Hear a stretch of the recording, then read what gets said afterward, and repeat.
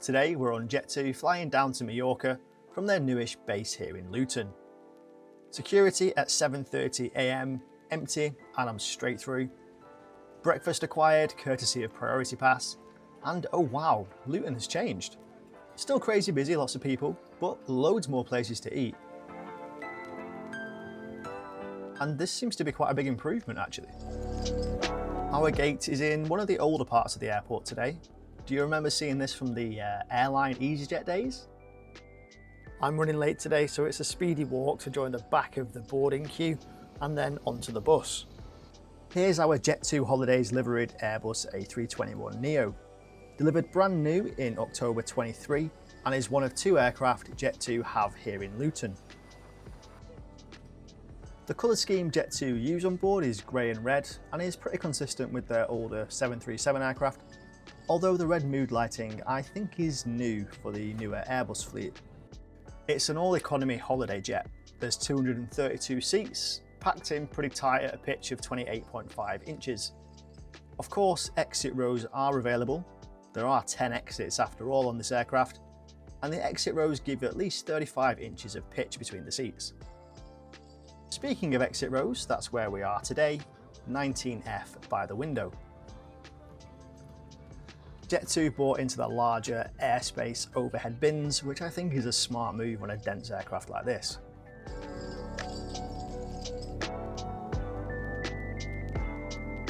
You'll have no problem with legroom in these seats. Plenty here. Just remember, no storing things at your seat.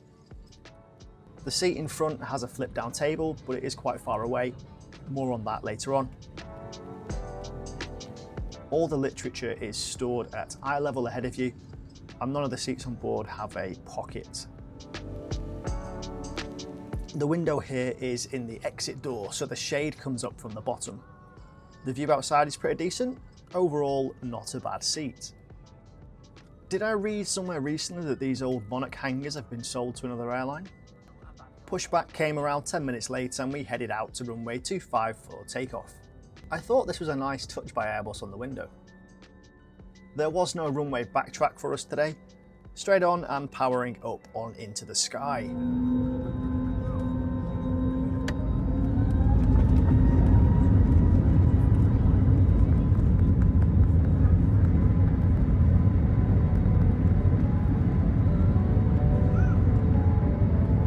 I'm always amazed at how Luton Airport sits on top of such a large hill. You certainly wouldn't want to fall off the end of the runway. Remember that I mentioned that table? Well, as a bonus you get another one. It is a tad tricky to pull out, but it does slide forwards and backwards. It folds in half as well, so you're well accommodated for shelf space, shall we say. In the aforementioned literature pockets there are several magazines. There's the shop, the Jet Away mag, and the cafe menu, plus of course your safety card.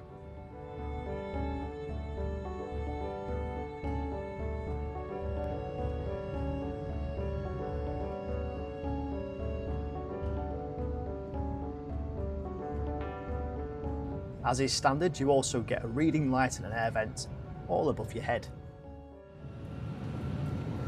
It's just starting our descent now, down into Majorca, about 30 minutes to run.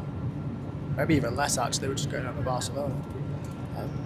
Doing an alright flight. It's a holiday flight, don't expect anything more or anything less than that, I don't think. Plenty of services with foods and drinks. Really went through it with the duty free, told you all the staff's favourite offers and favourite drinks and favourite perfumes. So I must get a decent cut of commission on Jet2. Now before I got on the plane, I heard a lot of niggles, I've seen a lot of niggles online about the seats on these 321neos, the new Jet2 seat if you like. I can kind of see where people are coming from, so I'm sat dead upright now. And if I do this, my head does touch the back. But your natural, the way the seat puts you in, you kind of want to slouch forward a little bit. And when you're in that position, I've got to really push my head back. So the complaints I saw online were that there's a big gap between the back of your head and the headrest, because there isn't really a headrest here, not an adjustable headrest anyway. The seats are comfy enough for the short flights these operate. think if you're going down to Cyprus or into Egypt, you're probably going to get a bit of a sore backside after 5 hours or so. But all in all, okay. So I paid 25 quid for this ticket, and I only booked it yesterday, which I think is a bit of a steal. But buyer beware, Jet2 do not operate a seating policy like other low-cost airlines. So Ryanair, the whole Ryanair check-in roulette that you can play and leave yourself to the very last minute to check in the hope that you get an exit seat. Jet2 do not play that game. I played this game yesterday and got my fingers burnt quite severely. So once all the standard seats on Jet2 have been filled up and only exit rows are left, they will not allow you to check in. Yeah, idiot over here waited for that to happen. So what that means is you have to check in at the airport. I don't know why they do this, but they do. Or you can pay £33 to select an exit seat, which then unlocks online check-in for you. Now any other day I'd have been at the airport in plenty of time, I'd have gone to the desk and I would have hoped to be able to get a window, but on this flight I'm not really fussed what I get. However, this flight was at 8 AM this morning and I was cutting it fine to get to the airport on time. So I only got to Luton about 50... Cabin crew, please prepare the cabin for landing. Thank you very much. So I only got to Luton Airport with about 50 minutes to go. Check-in shuts 40 to go. So I was thinking, I'm not going to have enough time here, not worth the risk. So I had to stump up the 33 quid to check in online. So my £25 ticket has cost me more than double that. Oops. One thing I'll say, there's, 230 odd seats on board, 3 loos. There's been queues pretty much the entire time. And the number of times the crew have been up and down with the trolley, it's quite hard to get up and down the aisle as well. Doesn't time fly? We're nearly there. So please put your things back into the overhead lockers. And with that, it's seatbelts on and we're making what felt like a very long approach into Palma today.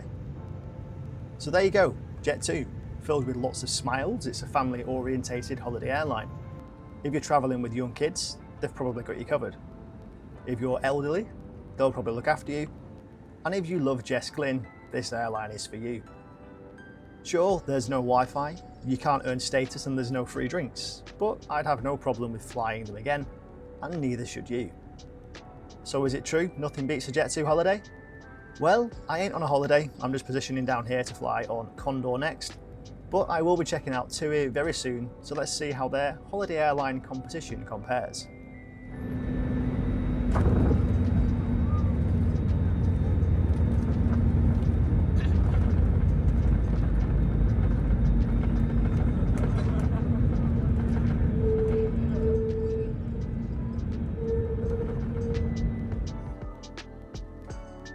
As an aside, take a look at all these new scanners ready for the new EU entry scheme. I'll be checking that out in Ibiza in a few days, so subscribe and I'll tell you what it's all about. Thanks for watching, and remember, nothing beats a Jet2 holiday.